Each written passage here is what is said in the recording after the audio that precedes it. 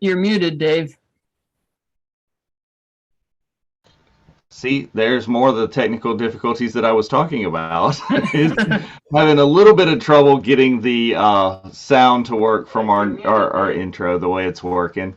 And things are a little bit crazy back and forth where we can hear the YouTube live and the Facebook live, but we can't hear our slide deck. But anyway, good morning or afternoon, as the case may be, and welcome Can you to all the hear me? Unifying Force. Yes, thanks. We still need to do the screen share, or Yeah, I'm going to cut that one off right there. all right, there we go. Hello and welcome everybody to today's episode of the Unifying Force. I'm Kat, joined by Gio. How you Hey, doing? everybody. I'm good. How are you? Great. And Dave, Hey. our Hey. Jedi Master producer. Oh, don't give me that when I just blew the sound. So, Oh, I wasn't the only one. Okay. I was so concerned. no, you were not the only one. So Okay. maybe I'm on the council, but I've not been given the rank of master just yet. Take a seat, young Skywalker. No joking. The Jedi Temple implies that you are a master, so never fear. Okay. So, Catherine, did you want to introduce this? Shall I? This was your topic today. You take Okay, the okay. lead. All right, okay. So, hey everyone. Nice to be back with our friends, and we're going to have a really good discussion today on something that hopefully ties a lot of things together, especially with the Force. So, if you've joined us in previous times, we're all about using the idea of the Force to link things together, seeing how the mythological, cultural, spiritual aspects of George Lucas's universe and the galaxy that we love far, far away has real world reflections, real world inspirations, and we can learn a lot going back and forth between this fictional universe that is so fantastic and escapist for us in Star Wars and the way we live right now on our planet Earth. And the various beautiful beliefs and cultures and concepts and ideas and communities that we have. Um, Essentially, one could say a really good metaphor is that every kind of species within the Star Wars universe and all the different colorful characters that we have that we've seen since 1977 when Luke and Obi-Wan walked into the cantina on Tatooine. There's such a variety of individuals, and of course they're aliens, they're in makeup and costume, but what we're saying is these are all essentially people from various backgrounds, and they'll have their own languages, they have their own beliefs, they have their own motivations and agendas, their own prerogatives. And it's very similarly, everybody that we will experience and meet in our lives, you can say the same thing. And that's something that we want to really appreciate. And what we can do right now is look specifically at the Jedi and see how the Jedi Order, within canon and within the films on screen and the Disney Plus shows, has almost two sides that are very broad schools of thought about what the Jedi are. What is the identity of the Jedi? Are they a religious institution, which is what a lot of film critics and people who aren't really into the canon, into the expanded universe, and into all the material say the Jedi. It's a fictional religion. It's a monastic little belief system. Or are they a spiritual group, a spiritual order, something that is quite different to an organized religion? And this concept, this dual concept of how do we classify and how do we discuss these ideas and these beliefs is something that we face every day, particularly if somebody has a particular belief system that they follow, whether it's a belief in, nothing specific and organized, um, an atheist, an agnostic, somebody who's humanitarian, somebody who follows a particular spiritual system that we have in our real world, or someone who belongs to a more traditional orthodox religious institution. And what we've seen since the acquisition of Star Wars and Lucasfilm from Disney is a little more specific, overt referencing to the Jedi being one or the other. and it causing the root of some conflict, as we've seen in the sequel trilogy, with the way Luke Skywalker became so disillusioned with everything. So I understand I've spoken a lot right now, and I'm going to open it back up. But hopefully I set the foundation for what we're looking at specifically for this episode. So Jedi, religious institution or spiritual order? Let's go. Both. It's they started out as a spiritual movement, but then once they created their own worst enemy in the Sith, they started consolidating and institutionalizing themselves, and to the point that you got to in episode 1. One of the things I found that was interesting about the Skywalker saga as a whole is that it's chronicling the history of the Jedi in reverse, because Rey at the end of episode 9 is like the ideal Jedi. She doesn't have any biases or preconceived notions. She's not going to indoctrinate people who don't want to be there. She's just almost like she might go on to be almost like a monk, so to speak, like share her teachings, but not like force it on anybody. But then you see how you move backwards in the saga, and then you eventually get to people like Luke, who indoctrinate people who don't really want to be there, but has a nice little academy. And you go back even further, and you get to like a massive institution that you have in the prequels, which is more subservient to the current political regime than it is committed to their own spiritual beliefs.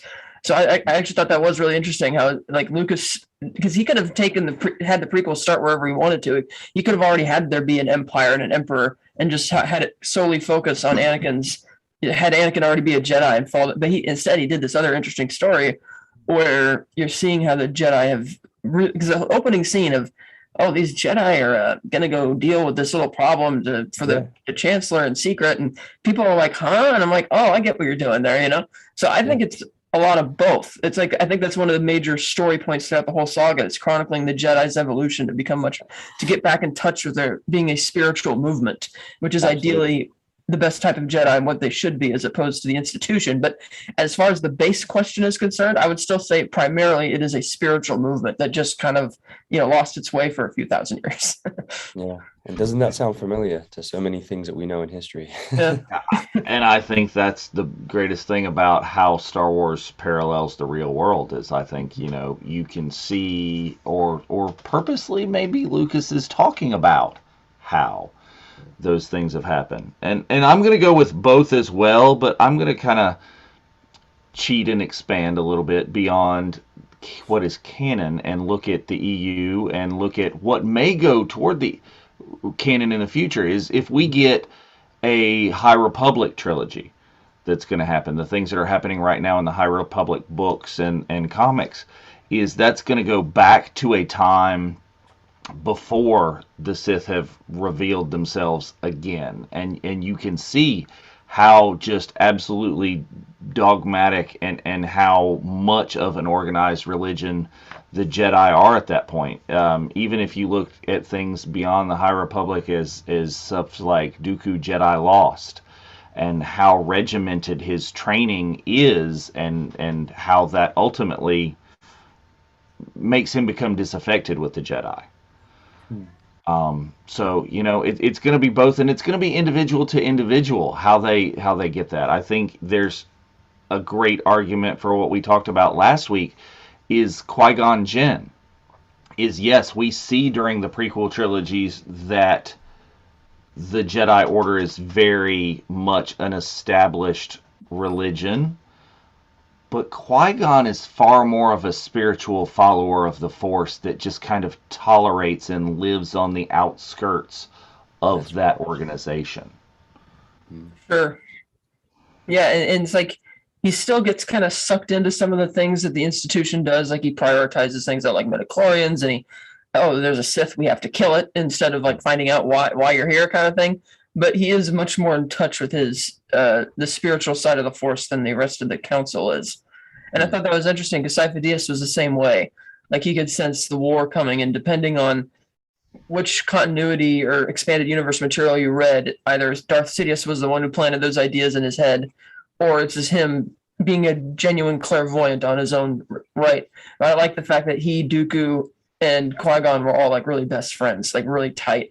I do wish the prequels had leaned into that more. And the book Dooku Jedi Lost leans into that as well, or the radio drama, I should say. Right. But that, which is kind of what I like about it. And it's just, and all those ideas you see come back, and like by the time you get to the Return of the Jedi, when Luke decides that, you know what, I'm not going to be that type of Jedi anymore. I'm going to be what my father wanted to be, the hero, the good guy. And then that comes back again in The Last Jedi, where you see like just how modest the original, the first Jedi temple was compared to the last Jedi temple, which we see behind Dave there. Like this For that literally architecture. gorgeous monstrosity of this massive Yeah. palace right down the road from the Senate. So, yeah, I like that, how you have other characters in there who represent different aspects of the Jedi throughout this saga. Absolutely. There's so much of a spectrum of beliefs in every sense. When we're talking about our own and our real world, or we're talking about the characters of Star Wars. And the one key thing to always remember, I think, is that none of these characters are fixed in a particular way unless they're portrayed as being incredibly stubborn and stoic. And so just like us, we can kind of go up and down in terms of our levels of commitment to an ideal, living our way according to a code. And that can be, whether it's ascribed to an orthodox institution, such as a religion, or a spiritual way, a spiritual pathway. So I think it would be really helpful just to go over like the definitions that we have, that we use for religion and spirituality, and then see and compare and contrast. So I was looking into, when I look for definitions, I remember being at school, and Google was just having this little really great option where you could click define colon and then put any word, and Google would have its own algorithm to summarize and take the average best that they thought answer to the definition of the word.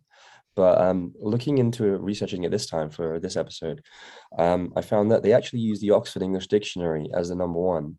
And then number two is Collins. And then I think depending on which region you are, I'd say maybe in the United States, also Webster's definition. So I'll go with the top and most common one that is given when someone asks this on Google.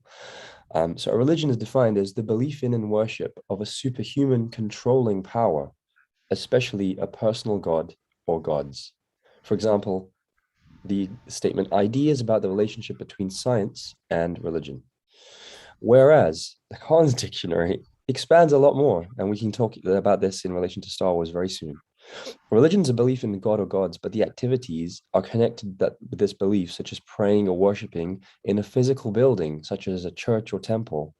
So a religion is a particular system of belief and the activities that are connected with this system, which I think is quite a lot extra to the first definition, and definitely ties into what we see on screen with the Jedi Order in the original 6 Lucas saga. And as exactly as Catherine says, we see a kind of inverse evolution of the Jedi through chronologically. If we're just looking at the films from 1 to 9, the way things are swept away again in the sequel trilogy and the Order is gone, Luke is disillusioned and Rey is the new beacon of hope. And she doesn't rely on the traditional teachings that are established for thousands of years. And she doesn't even rely on Luke too much. It comes from within herself. And that's where we go into spirituality, where the definition of spirituality is much more about one's personal relationship with yourself, rather than something bigger than you.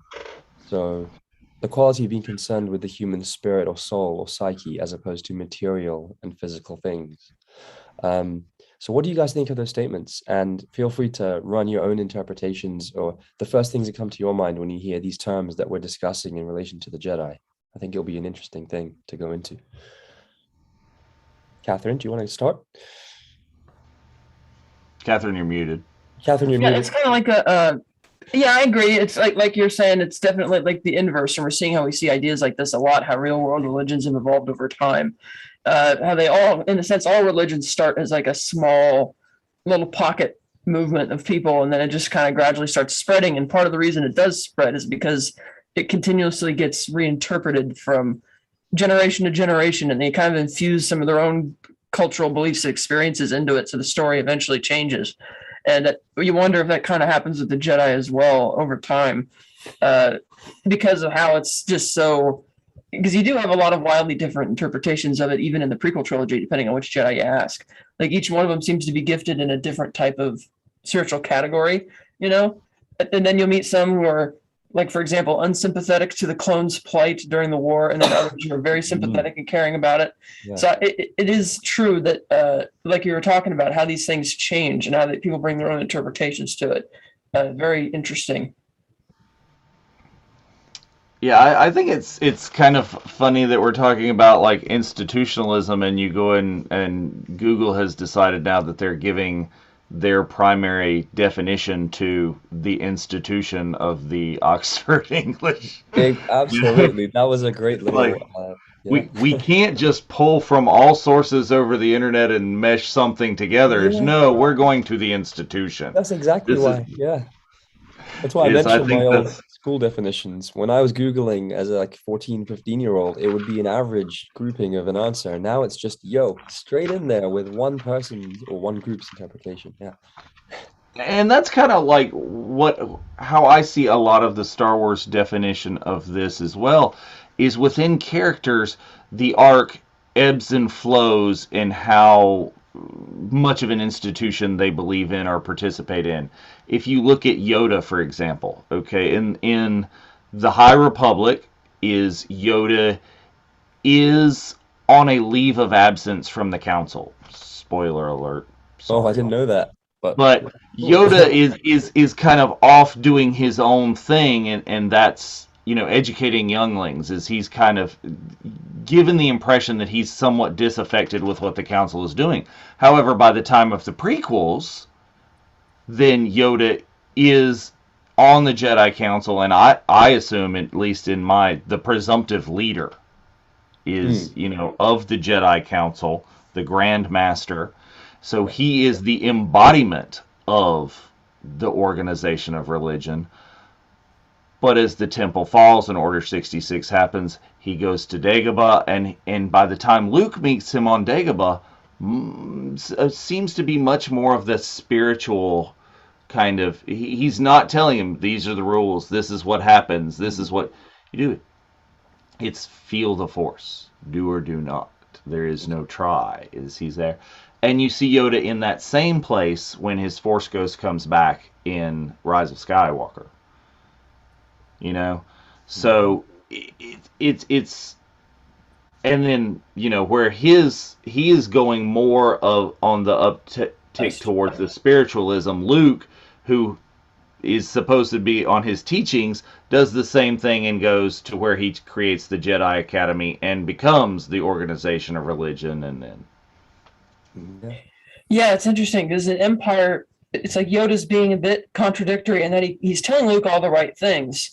But the mission that he ultimately wants Luke to accomplish is to kill the Emperor, face down the Emperor, and kill him and Darth Vader. And so it's like when Luke realizes that contradiction in the end there in the throne room, that's ultimately what ironically saves the galaxy. Ignoring the fact that Palpatine returns in the sequel trilogy for a minute. That's kind of, just for a hot minute. But just for a hot minute we'll learn that. So that's kind of what saved everything. And I thought it was. We don't know. So it was interesting that he's.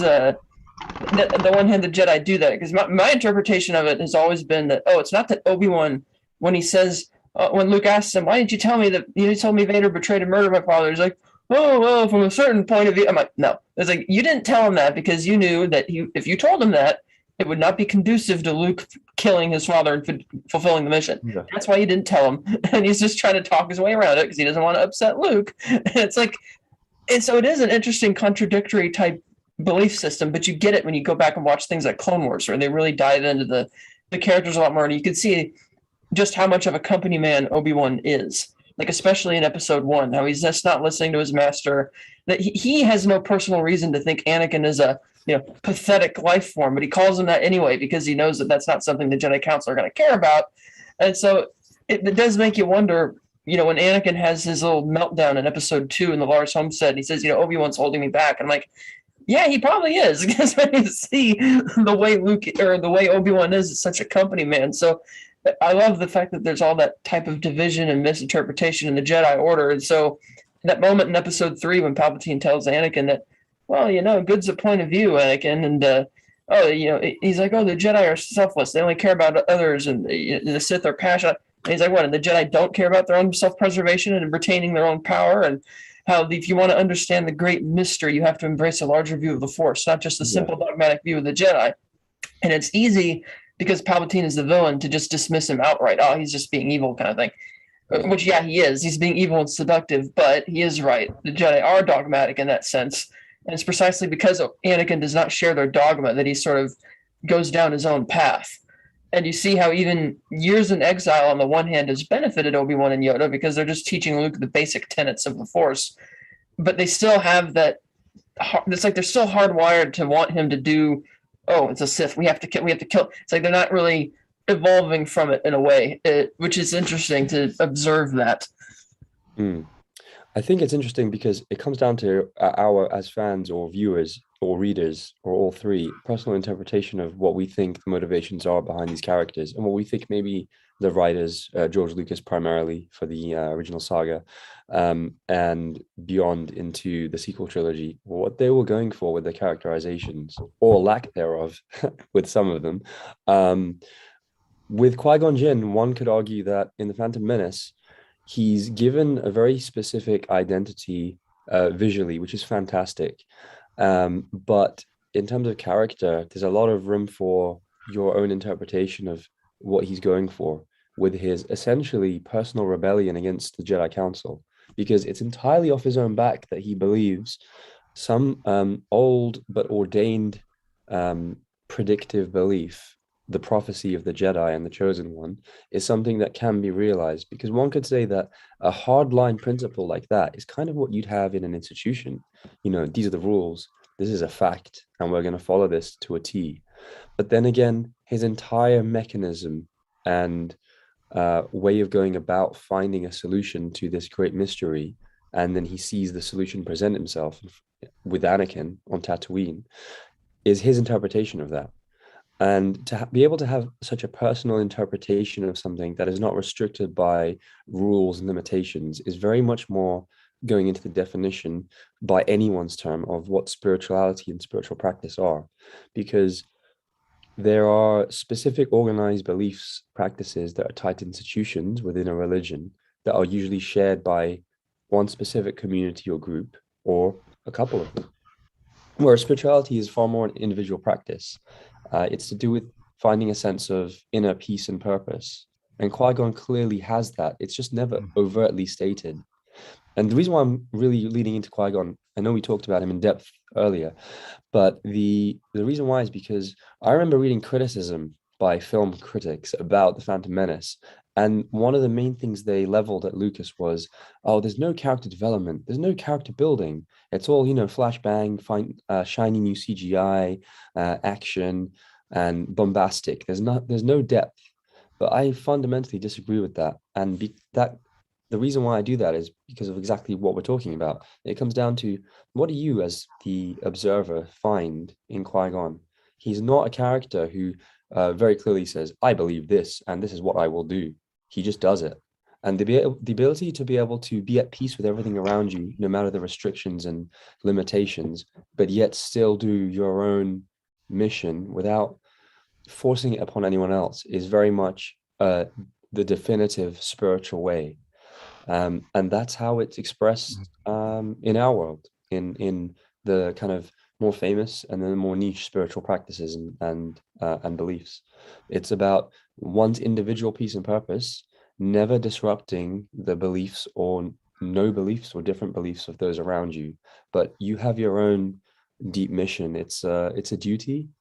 I guess some organized religions might say it's a holy duty, but that's where the terminology can get clouded. And we see in the saga, terminology definitely is clouded. If somebody had defined what the Chosen One prophecy was and what the Chosen One could be and what bringing balance to the Force actually meant, there would be far less internal conflict within the Jedi Order as we see in the Clone Wars. And Anakin would not have been so convinced so quickly by the avuncular Palpatine that, hey, there's another way of doing things and it doesn't have to be with all these rules and limitations. And you know what that means? You and your wife can be public about it. You can have kids. You can have a family. The Jedi won't let you do that. The Jedi won't let you suggest ways of improving the rule of the galaxy and the protection of peace and justice in the Republic, but I will. So what's really interesting is there's a whole cyclical movement narratively that Luke actually does in a fantastic line by Ryan Johnson in The Last Jedi, does talk about this almost inexorable cycle of creation and destruction. We see that in the institutions of Star Wars. You have the Empire originally, which is the hardline institution. One must do this. You must stay in line. This is the order for all the inner rim planets. There is no other exception to it, which is why the outer rim and Tatooine are refreshing and free. So when we meet Luke, he's a young, impressionable farm boy, but he has so much potential. And that is exactly what we see reflected in other parts of the saga. There's the power and in-group who have the resources, the money, and the ability to directly tell people this is the way things are. It is black or white, there's no gray area. Whereas the rebellion group, whether it's the Rebel Alliance in the original trilogy, individuals such as Qui-Gon, and to an extent Obi-Wan, I would say, in the prequels, against the established order of the Republic and even the Jedi Council, and then back in the sequel trilogy with the First Order, who are the de facto new empire, versus the new Rebel Alliance in its different form but same spirit, which is the Resistance.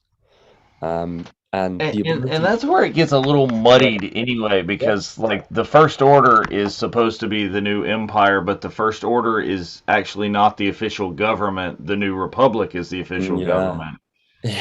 And then, but that's for another day.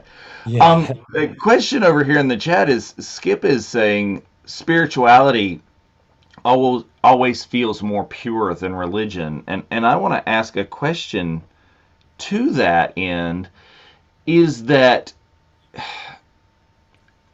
there are those that would argue the complete opposite, absolutely, that the religion is pure as well, but how many people have to belong, and how many people have to, when they have the same belief, and at what point does a common spirituality, become a religion? At what point does it evolve and jump beyond that? In the context of Star Wars or the context of the real world, is it the bureaucracy of religion that we see as the impure, or does the belief itself change in some way? Well, that and the adaptation of it as a mainstream thing, and the indoctrination aspect of it. You have all of these rules and codas you have to follow, whereas like with things like spirituality, it's a bit more loose. Like you could put your own interpretation on it and be more true to yourself. Like modern religions, Judaism, Christianity, Islam, bear very little resemblance to what they originally were, because as the cultures have changed over thousands of years, they will cherry pick which aspects of the religion they want to live by. Exactly.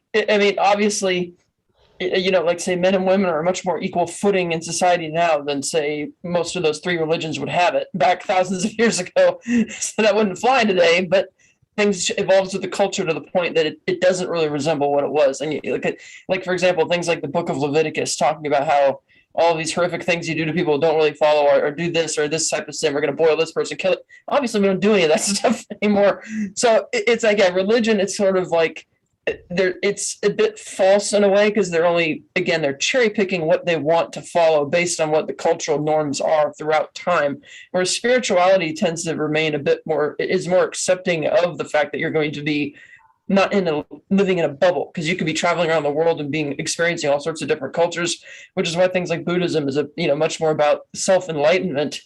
So that way, when you do go outside your own little bubble of your own little world and go encourage other people, you're more open to it and having a more rich experience from it, rather than trying to constantly rein yourself in to follow like a strict doctrine of things that, like the way that religion will have it. So I do think that in regards to Star Wars, that yes, there's certain Jedi like Qui-Gon who are being more true to the Force. And admittedly, his apprentice Obi-Wan only agrees to train Anakin because that was Qui-Gon's dying wish, but it takes a while for Obi-Wan to actually see that Anakin is something extra special. And Dooku, of course, was being more true to himself, but became corrupted because of his desperation to, set things right. And so you do see how there's that difference. Like the Jedi in the prequels are so caught up with the structure of their institution, that okay, we can only take kids who are like young toddlers, and we Yeah, can terrifying. they have to have no attachments, they can't have families, they have to stick to and they're almost like you're training them to be like super cops, because each Jedi has their own thing that they're experts in. Like Plo Koon is an expert in the underworld, for instance, or Coruscant's underworld, for instance. Whereas if you're spirituality, you're not really doing that. It's not like there's a checklist that you have to follow.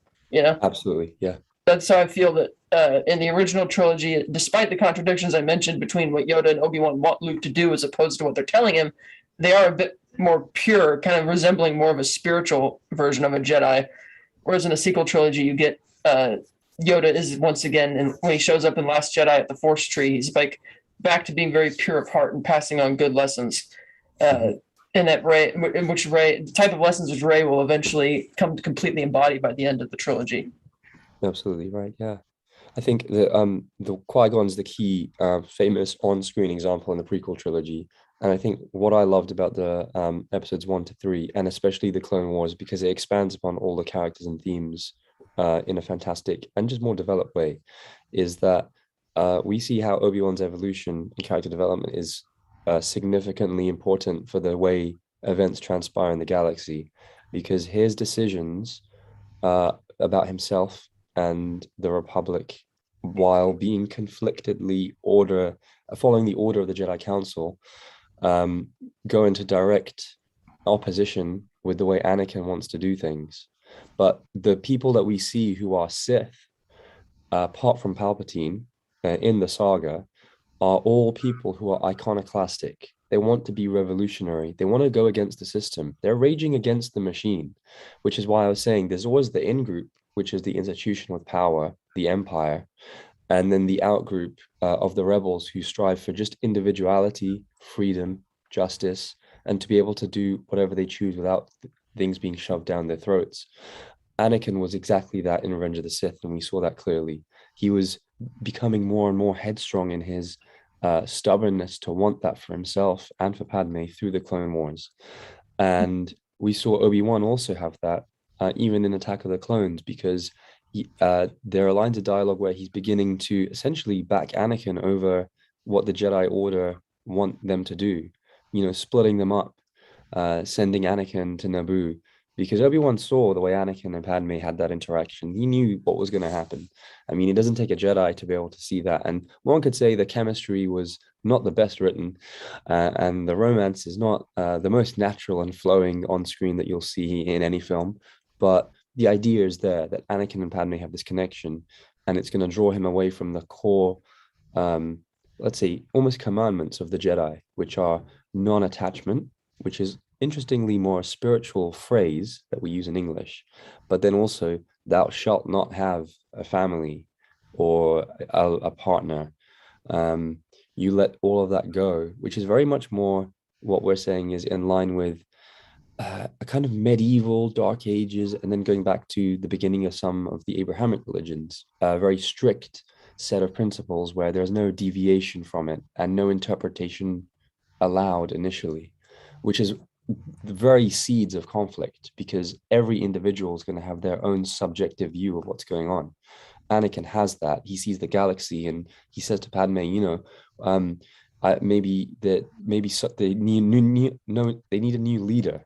When they're rolling around the fields of Naboo, and she says, "What? Who's going to do that? Who's going to implement like this new way of doing things? Are you going to do that?" And obviously, that's a self-fulfilling prophecy, because Anakin is the one who ends up wanting to do that, but ironically submits himself entirely to another organized religion, arguably in the Sith, and another very narrow dogmatic way of doing things as Palpatine's most loyal, meant to be friend and apprentice, but really servant and slave, because that's what Vader becomes.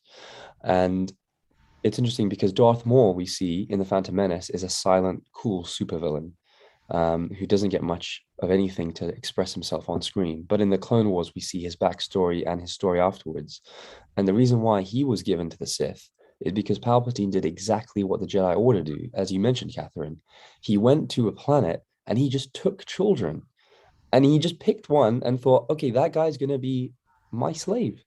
And I will bend him to my will and shape him according to my ego, and he will do my bidding.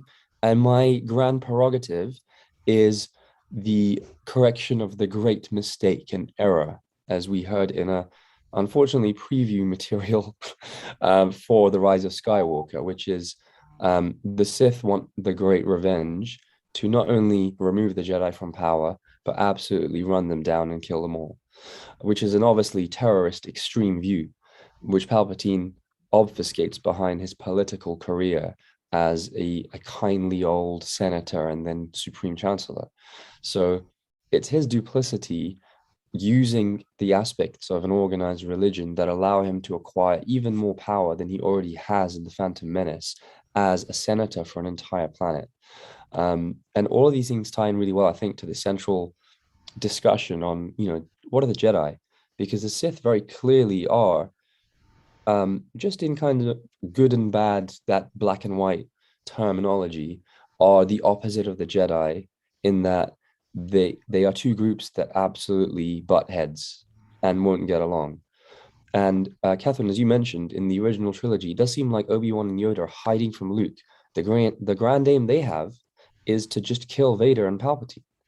But I would say that's an interpretation of it, because my reading of it is that when Yoda talks to Luke on Dagobah about luminous beings are we, not just this crude matter, that is very much a personal belief and a spiritual sense of purpose, that there's something great within Luke and within Yoda, but also between us all, the tree and the rock and the ship. And it's something that you feel. As Finn says in The Rise of Skywalker, the Force, it's a feeling. It's not something, it's abstract, it's diffuse, but it's expansive and everywhere. And it's inclusive. It is not divisive. It's not about you and he or she, us versus them, which is the whole central, I guess, understanding of conflict between what leads to war, as we see in our history and even now, and in the galaxy far, far away. Every single time it's, we've got the power, we don't have the power, we're going to have a star war to decide the winner. So let me kind of stop you and interrupt you right there, just Yeah. because of a question we have, and because of what you mentioned there, is, you're saying Finn is saying that, the Force is an idea, and Han, of course, is, talking to Finn. That's not how the Force works. Is some of the what's happened and creating an organized religion, is that in that the people who are not involved in that religion, Han, know more about it and see and have an opinion of this is what's going on in the world. Finn is not involved in that religion. He's giving you what he's heard and what he thinks about it. Exactly. In kind of a removed third person, because Finn wasn't there when this was happening. Han was. Skip is sitting here is commenting, saying the whole purpose of the prequels is just to show how the Jedi get trapped into that organized religion, how the religion, the organization has come together, and the spirituality is lost by the council, which ultimately leads to its downfall. That's right. So let's talk on that a little bit.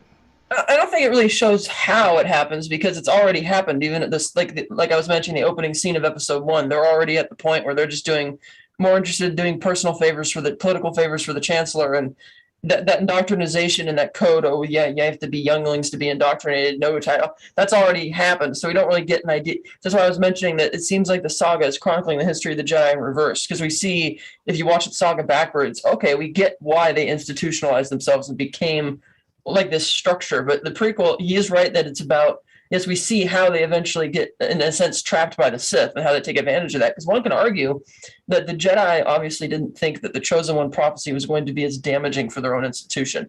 They obviously had a very different idea of whatever bringing balance to the Force meant. And so if they had been more open to, say, spirituality and more in touch with the Force, like Qui-Gon, then Anakin's journey would not have gone to such dark places, and maybe he could have balanced the Force in a much, more easier. Put it this way, like an easier way, like much less violent, and it wouldn't have been by way of the Dark Lord of the Sith winning.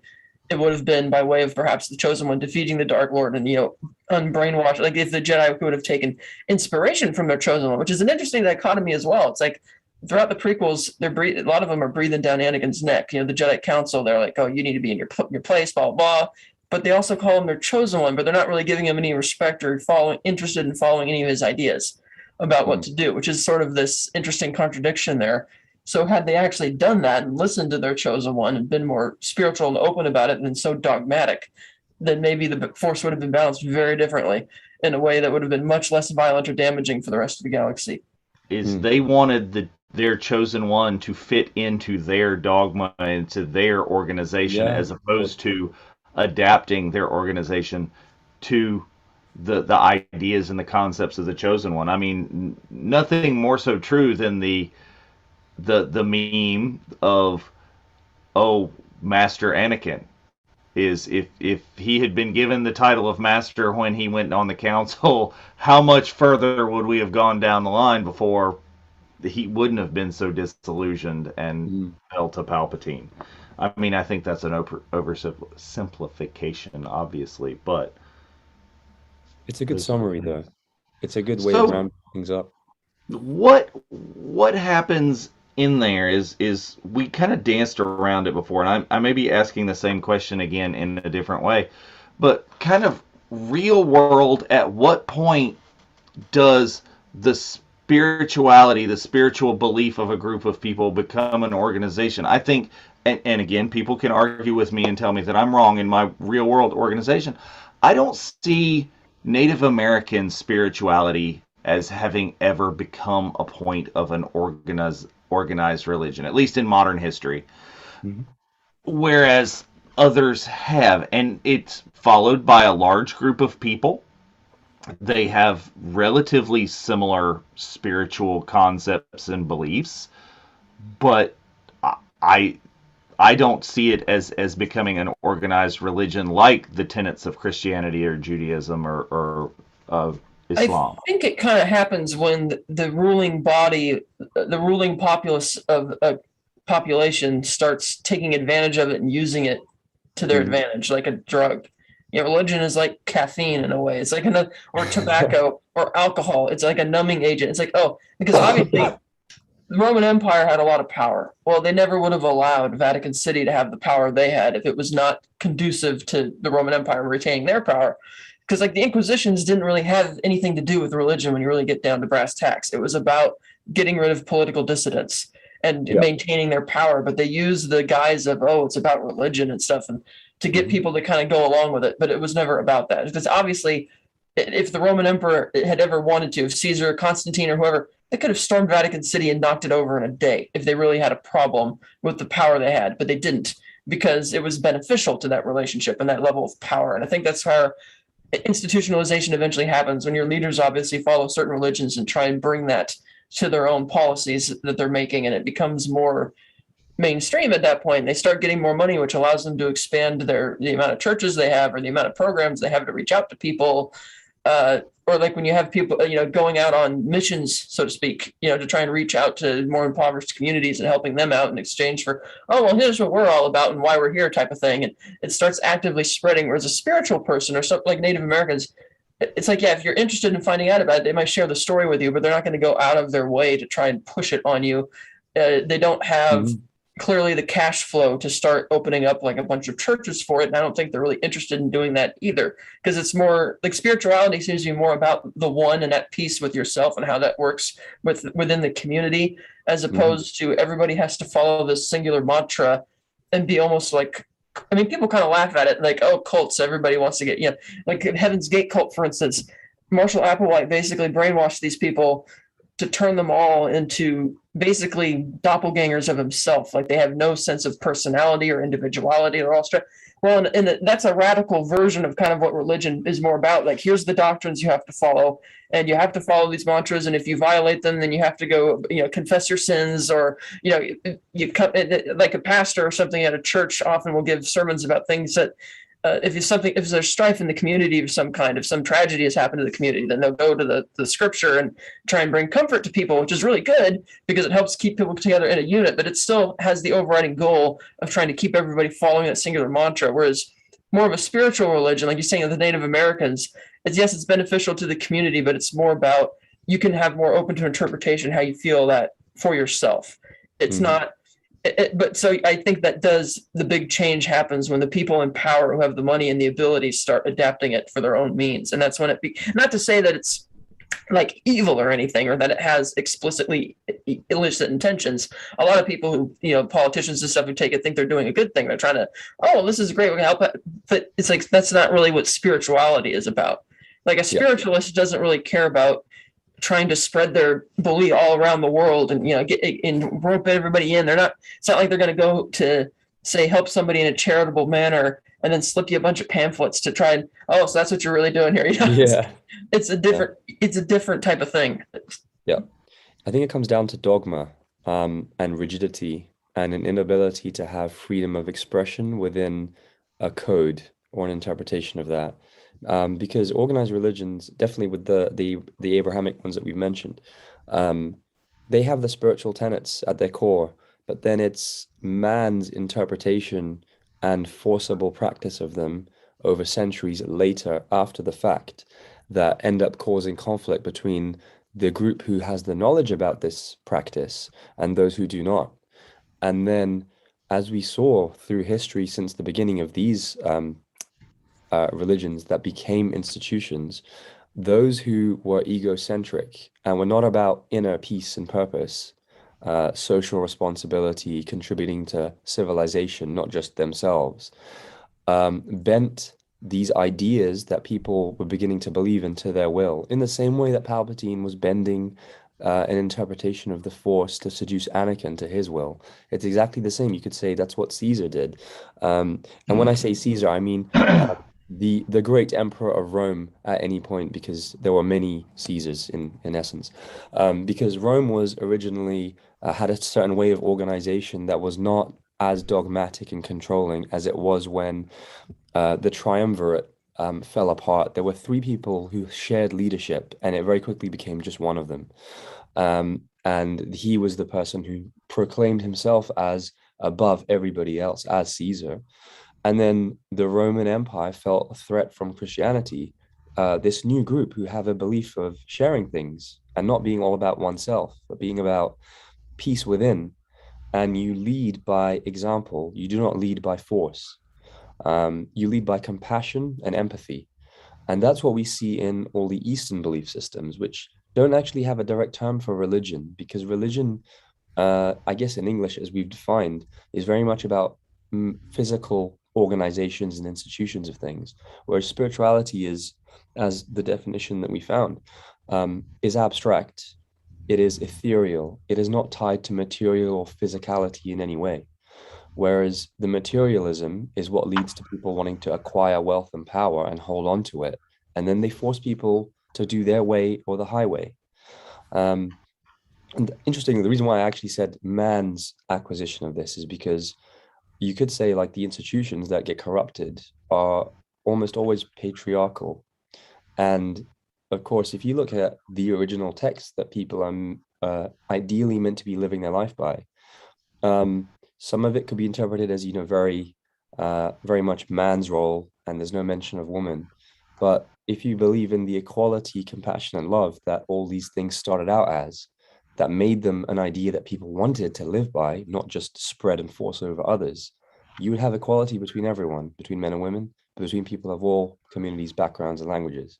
So when people misinterpret it to an extent where they're forcing it on others in a set way, that they are egocentric rather than devoted to service of everyone and peace within themselves, they lead down that dark path, one could say, of acquiring stuff, being more materialistic, being more self-directed and egotistical, and then not wanting to share.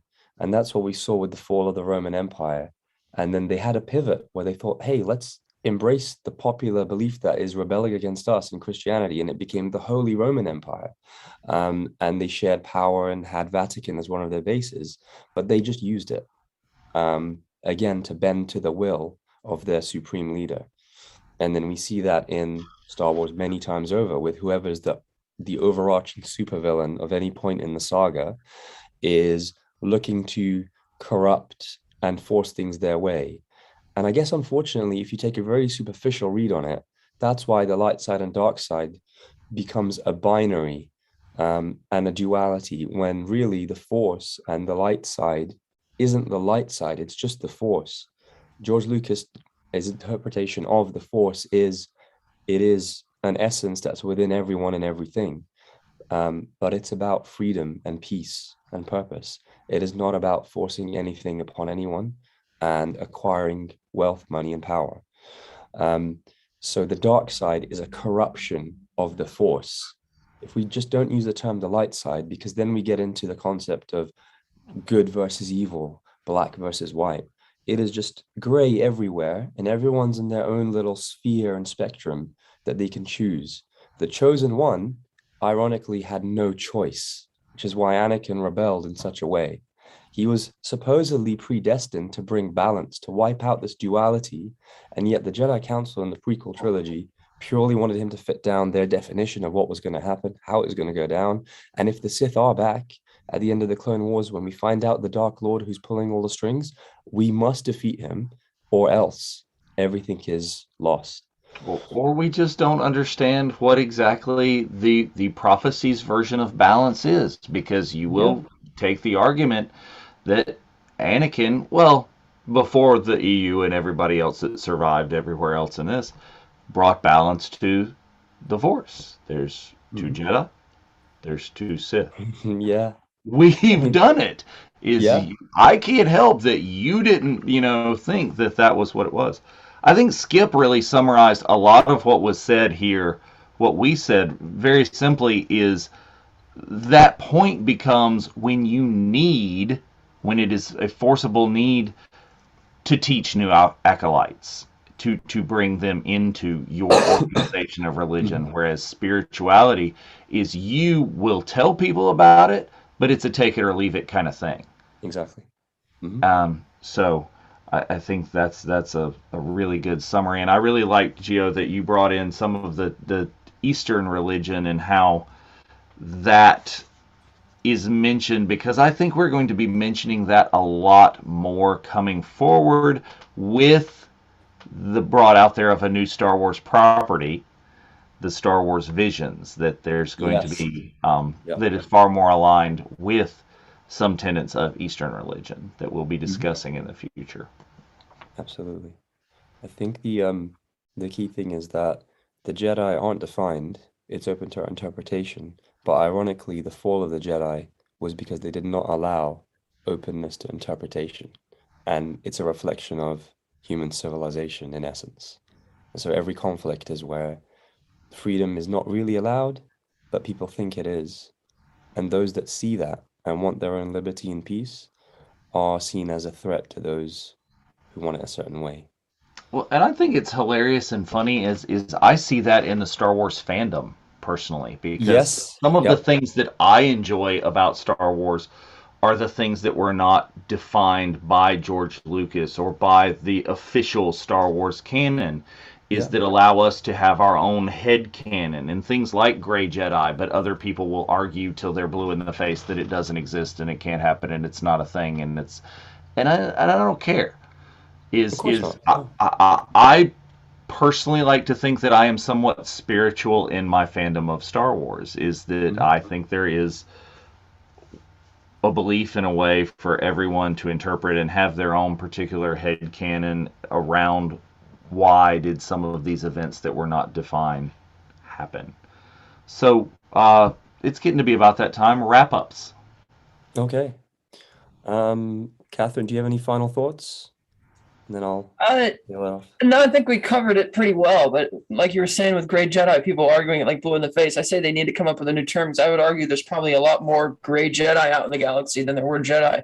Because Grey Jedi is basically somebody who follows true to their own code, their own moral code, and try to respect their own balance. Which I imagine if you're in a corner of the galaxy where you didn't meet the Jedi or the Sith, but you're force sensitive and are disciplined enough to be able to rein it in, then that technically is kind of what you are in a way. And I really look forward to Star Wars getting into that, like exploring the different types of Force users who are out there a bit more. I mean, they've hinted at it a few times, like in the Legends of Luke Skywalker book, and another, the fact that younglings are not born Jedi; they're just it makes you wonder if they weren't found and were left there, what would they have become? Because we never do meet like average people, like non-Jedi or non-Sith in the saga, who are like adults who have Force abilities. They never really talk about that, but they have to be out there, somewhere.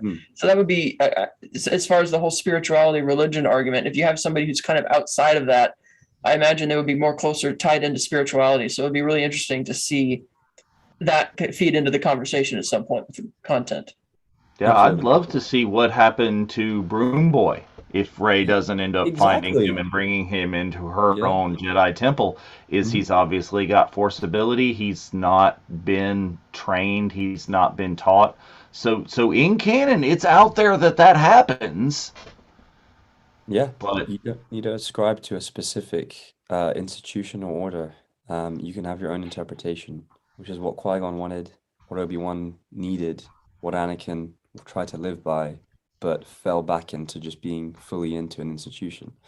I think Visions is fantastic, and we should have a full-on breakdown of that, because then we can go into the parallels with Eastern philosophy and how it's more about Dharma and Tao, which are the terms that very loosely in English refer to spiritual duty, and personal love for oneself and all around them, which is almost the definition of the Force on screen and in don't canon. spoil future shows all right now. Yeah, we got a comment from Spencer, actually.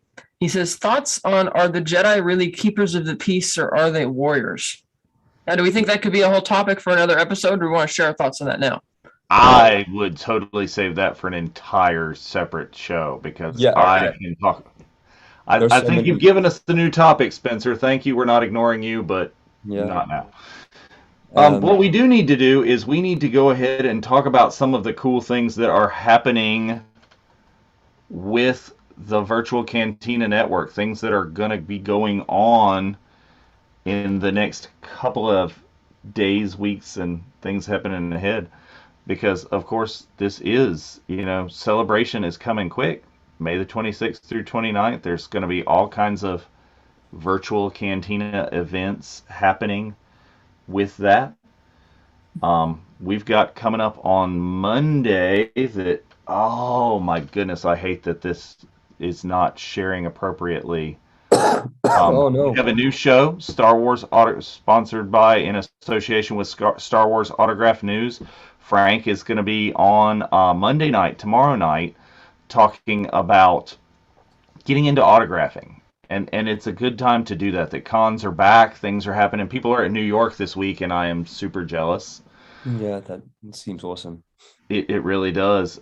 So Frank's going to be talking about Monday night. Look on the Facebook page for it. We will have it here on the Virtual Cantina Network and on YouTube shortly thereafter.